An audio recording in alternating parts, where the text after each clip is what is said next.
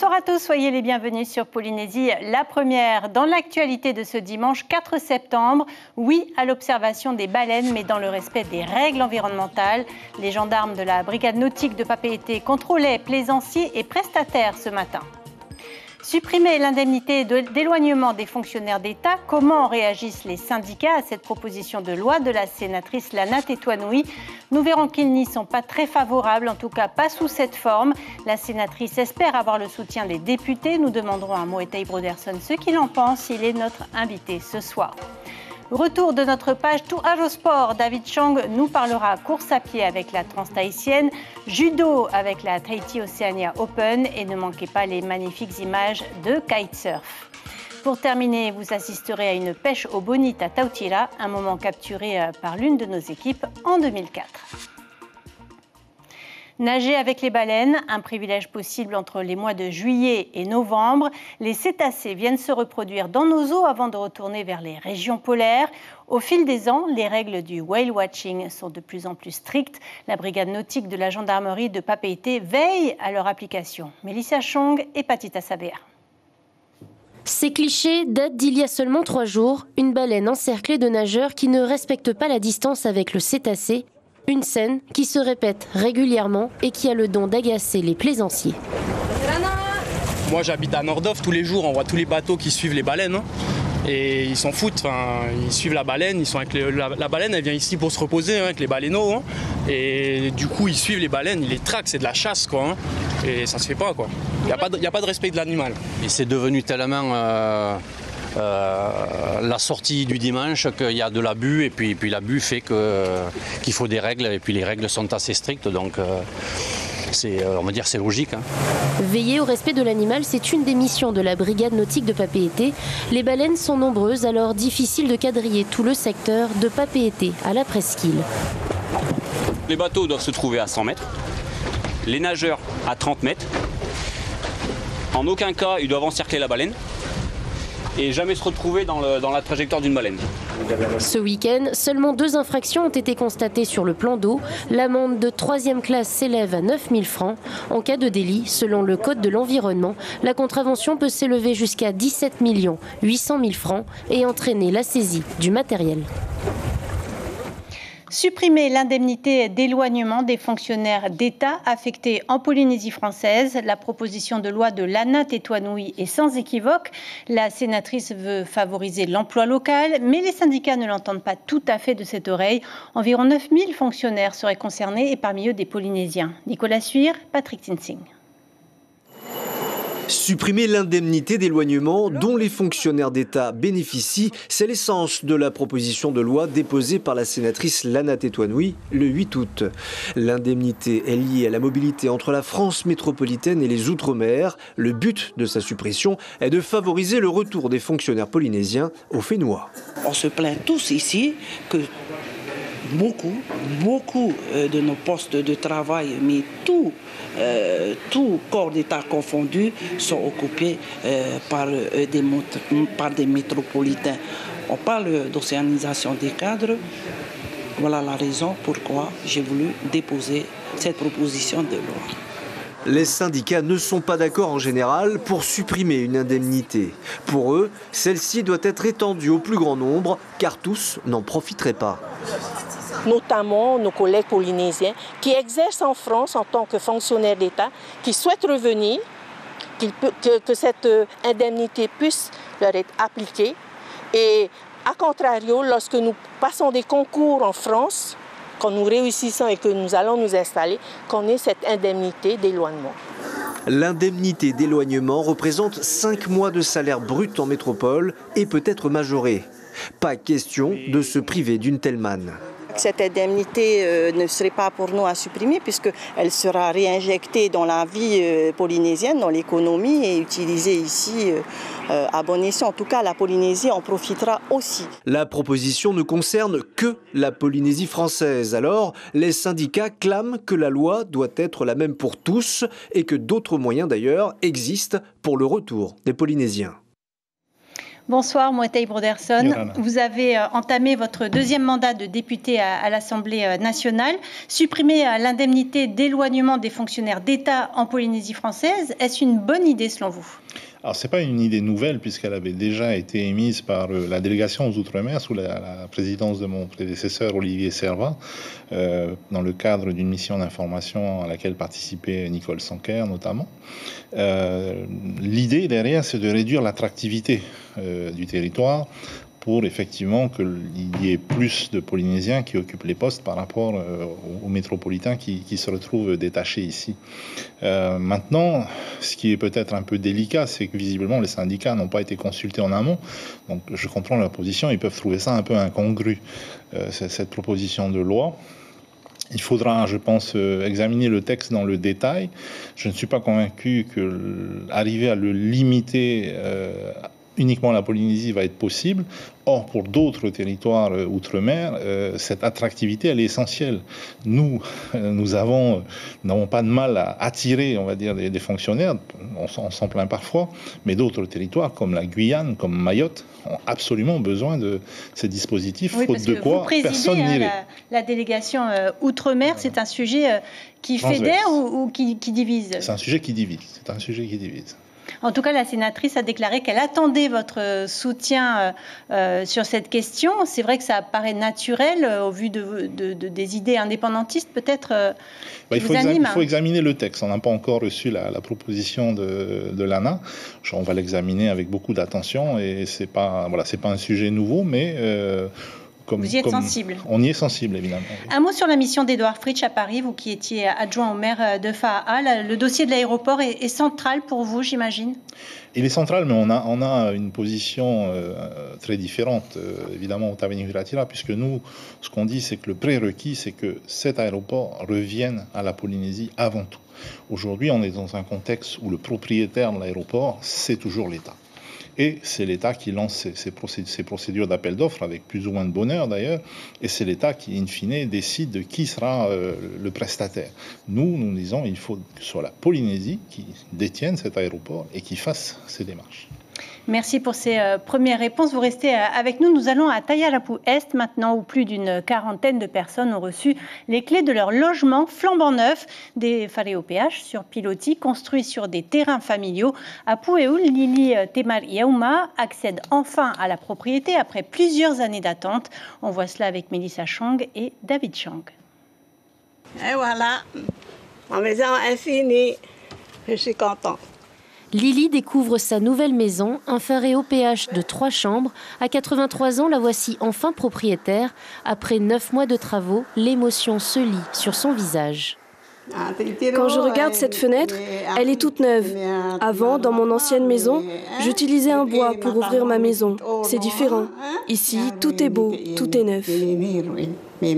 Ce whare a coûté 12 millions. Lily devra verser seulement 700 000 francs à l'OPH, une somme que ses enfants ont prévu de débourser via un emprunt bancaire. Oui, c'est de l'argent pour notre maman. Comme ça, elle va venir dans sa nouvelle maison. Elle va décorer selon son image. Son ancienne maison n'est qu'à quelques mètres, un foyer de briques et de broc où elle vit depuis 8 ans avec sa famille. Au total, 6 personnes partagent cet espace, un lieu convivial qu'elle veut continuer d'entretenir. Je vais garder cette ancienne maison pour ma famille et pour moi-même. Ici, on pourra boire le café le matin, puis on ira dormir dans la nouvelle maison.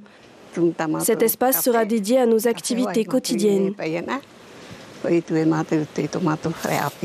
Chaque année, le pays, par le biais de l'Office polynésien de l'habitat, alloue un budget conséquent pour permettre aux plus modestes d'accéder à la propriété. Les matériaux utilisés lors de la construction sont majoritairement locaux. Pour construire 500 whare, nous sommes à 5 milliards 500 millions de francs. C'est un budget colossal, sans compter évidemment tous les lotissements que l'on construit. C'est environ 12 milliards de francs que l'on emploie à la politique du logement. Les Iliens ne sont pas oubliés. Au Tuamotu, 150 clés seront remises aux nouveaux propriétaires dès la semaine prochaine. Moetei Broderson, 12 milliards de francs pour financer la politique du logement. Est-ce pour autant la politique du logement que vous souhaitez pour la Polynésie ? Alors d'abord, nous souhaitons une politique du logement qui ne consiste pas à faire des collectifs inhumains. Les phares au péage, ces installations qui sont individualisées nous paraissent être une bien meilleure solution. Il faut aussi, je pense, favoriser l'accès à la propriété foncière, parce que beaucoup de personnes ne peuvent pas construire parce que l'indivision... Mais quel levier pour cela ? Les leviers, ils sont nombreux, ils sont à la fois juridiques, donc légistiques, mais il y a aussi des leviers qui existent en partie. Déjà, il y a l'aide à la sortie de l'indivision. Maintenant, il faut peut-être en réviser le périmètre et les conditions d'attribution. Et puis, il y a des moyens, non pas forcément de sortir de l'indivision, mais de gérer l'indivision. Voilà. Le CESEC a voté un moratoire sur l'exploration des fonds marins. Vous avez signé aussi une déclaration parlementaire mondiale dans ce sens. Pourtant, au Tavini, Oscar Temajou a l'air tenté de négocier ses droits d'exploration et d'exploitation avec les pays alentours. Ce n'est pas un peu contradictoire ? Non, pas du tout. Il n'y a pas de volonté de négocier. Ce que le Tavini dit, c'est qu'aujourd'hui, le propriétaire, au plan du droit international, ce n'est pas la Polynésie, c'est la France.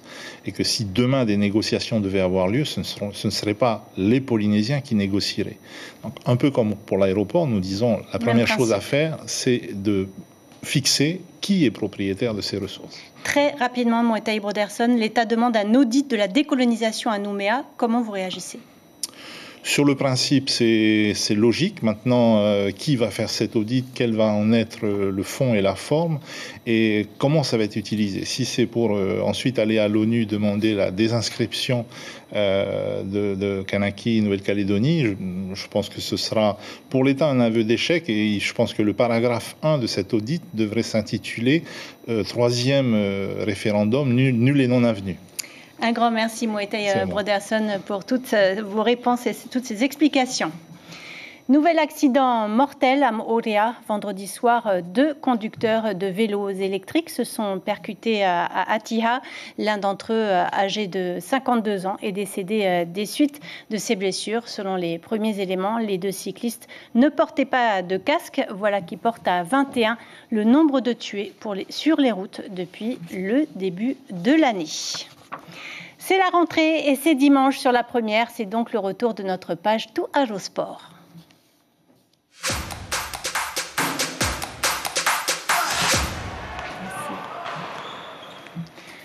Bonsoir David. Bonsoir Cybèle. Alors on va couvrir plusieurs disciplines ce soir avec de magnifiques images de nos caméramans, mais tout d'abord ce bon résultat, cette bonne nouvelle. Au réveil ce matin, Aylan Vast a remporté sa première compétition française. Et oui, la seule cadette de Kaoli s'est imposée face à Zoé Jacquine en finale sur le spot de La Torche. C'était lors de l'Open de France de shortboard, une compétition de rang fédéral. Mais ce n'est pas fini. Aylan va participer à 2 autres rendez-vous, l'Open de France demain et la Pro Junior prévu plus tard dans la semaine. À Tahiti, après le raid Vitel, Damien Troquenet, encore lui, remporte cette fois la Trans-Tahitienne, une course à pied qui relie Papen'o à Mataia par la route traversière, David. Et oui, il s'est imposé au bout de 37 km d'efforts et près d'1 kilomètre de dénivelé positif. 174 coureurs étaient au rendez-vous pour profiter des paysages spectaculaires qu'offre le centre de notre île. Arihuetef Afana et Hubert Liao étaient au cœur de cette course, aussi belle que difficile. J'ai envoyé un peu la dernière montée en le tunnel pour pouvoir étaler sur le plat là. À chacun sa stratégie pour relier Papen'o et Mataia. Au programme, une course immersive de 37 km au cœur de l'île.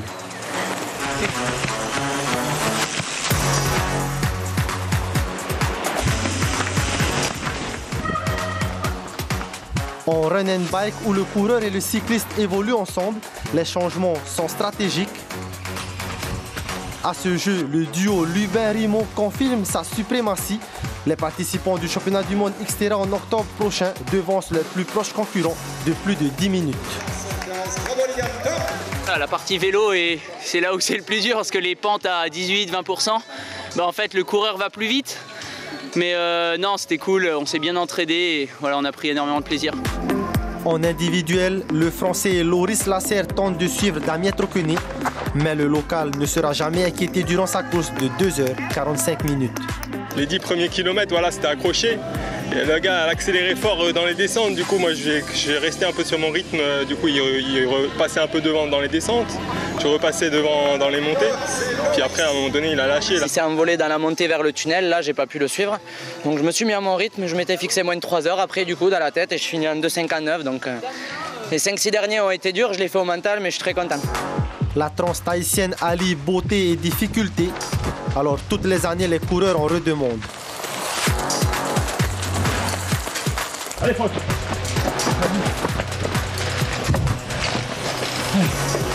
Allez, va. Tournez pas. À droite ou à gauche? Là. Sortez. 2. Le prochain rendez-vous pour ces adeptes du sport en pleine nature est déjà donné, la Xterra de Moorea au mois d'octobre. Et Thomas Lubin et Jean-Marc Rimond réalisent un temps de moins de 2h39. Alors du judo maintenant avec la Tahiti Oceania Open, une rencontre internationale à domicile. Paris tenu pour la fédération, David. Et oui, Paris tenu pour cette première édition. 10 nations étaient représentées. Certains athlètes venaient de loin, des Philippines, des États-Unis, d'Australie ou de plus près comme nos voisins de la Nouvelle-Calédonie. Lors de la première journée de compétition hier, 5 Polynésiens se sont hissés en finale. Nous avons résumé pour vous les 3 rencontres phares. Les images sont de Hubert Liao. C'est la rencontre la plus attendue de la journée. Gaston Lafont, le champion local en bleu, contre l'Américain Nicolas Del Popolo. Le combat est intense et long. Après 2 minutes, Gaston se prend un Wazari. Il essaye ensuite de reprendre l'avantage jusqu'au gong final, mais il est à bout de force. J'ai essayé de me battre sur la garde, je savais déjà son game plan, comment il était. Mais voilà, il y a eu cette petite différence, il a été un petit peu plus fort que moi. Il manquait peut-être aussi un peu de déplacement. Voilà, je mets tout ça un peu dans l'expérience du judo. L'Américain est une pointure de la discipline, 7e aux Jeux Olympiques de 2016. À 32 ans, il fait son retour en compétition.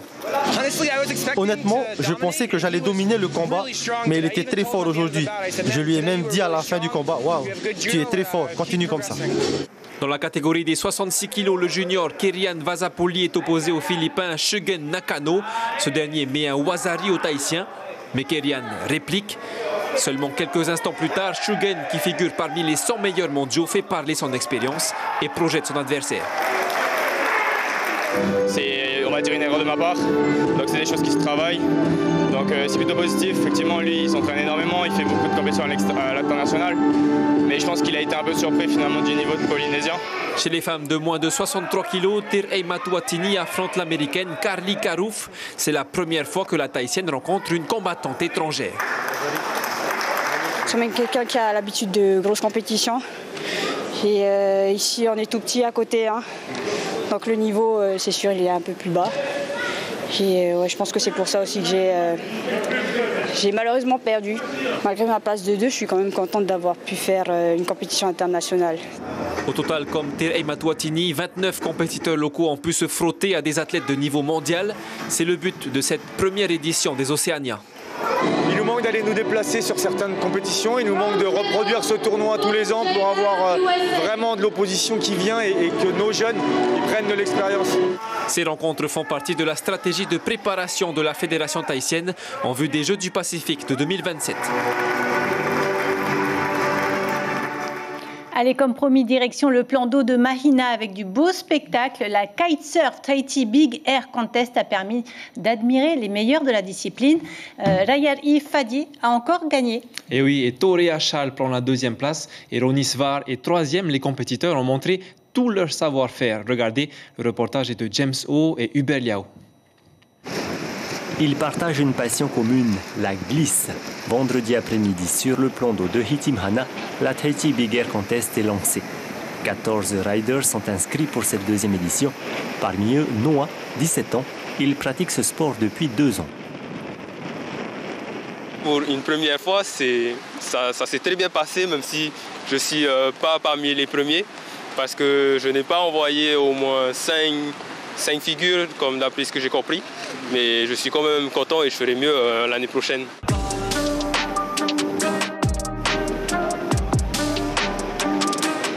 Parmi les pointures, Rayari Fadi, 28 ans, vainqueur en 2021, il conserve son titre de champion cette année encore. passé comment, Réali? Bien, hein, au début ça s'est mal passé. J'avais pas beaucoup de vent. Et heureusement à la fin ça s'est relevé, du coup j'ai pu envoyer ce que je voulais quoi. Bien, bien. Ouh. Organisateur mais aussi compétiteur cette année, Antoine Fermont, multiple champion de France et champion d'Europe, souhaite promouvoir la discipline au Fénois. En 2020, il ouvre son école de kitesurf accessible dès 8 ans.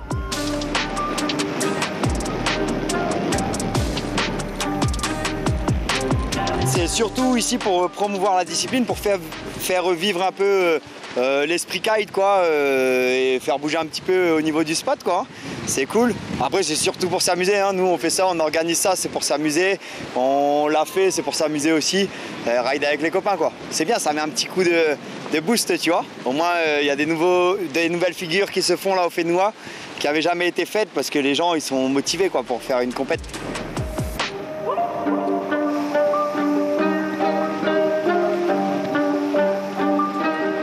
Prochain rendez-vous le 10 septembre pour la première édition du Monster Wind Festival, une compétition qui déclinera toutes les disciplines du kite, freestyle, kitefoil ou encore wingfoil. Et voilà Cybèle, c'est tout pour le sport de cette semaine. Je reviens la semaine prochaine. Il y aura notamment de la boxe et du VA. Merci beaucoup David, le rendez-vous est pris.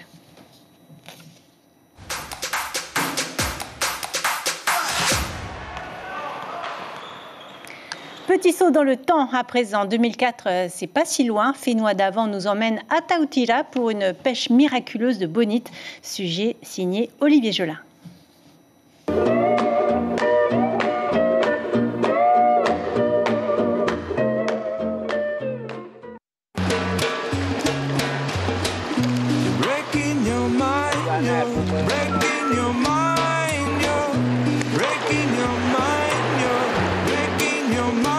Des centaines de bonites. Comme chaque année à cette époque, elles viennent se nourrir dans les lagons.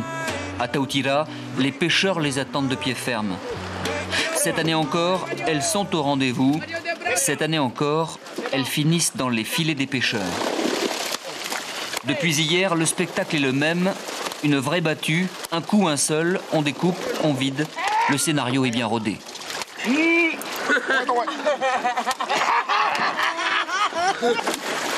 Il faut aller vite, les bonites pêchées aujourd'hui seront commercialisées. Dans quelques heures, elles seront en vente dans les écoles ou sur le bord de la route. Hier, c'est la population qui en profitait. Chaque famille a eu ses poissons, ses bonites, ses auhopu comme on les appelle ici. En Polynésie, la nature est généreuse. C'était un moment dans la vie des pêcheurs de Taoutira.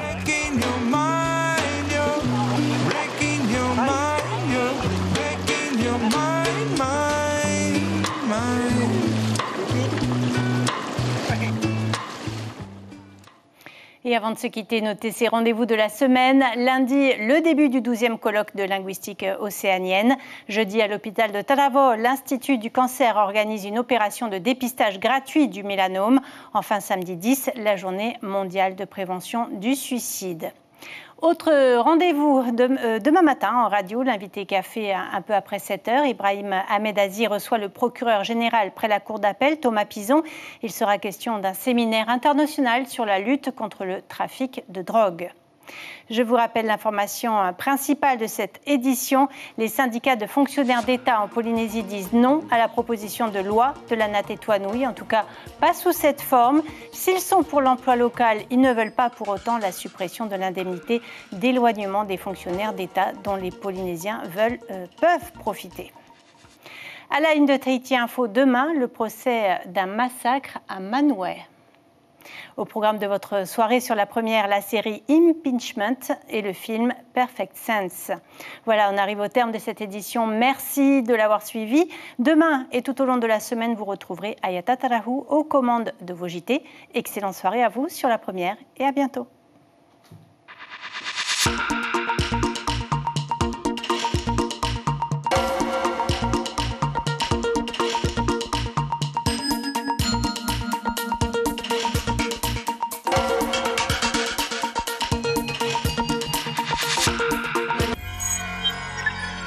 Retrouvez ce programme en replay sur notre site internet.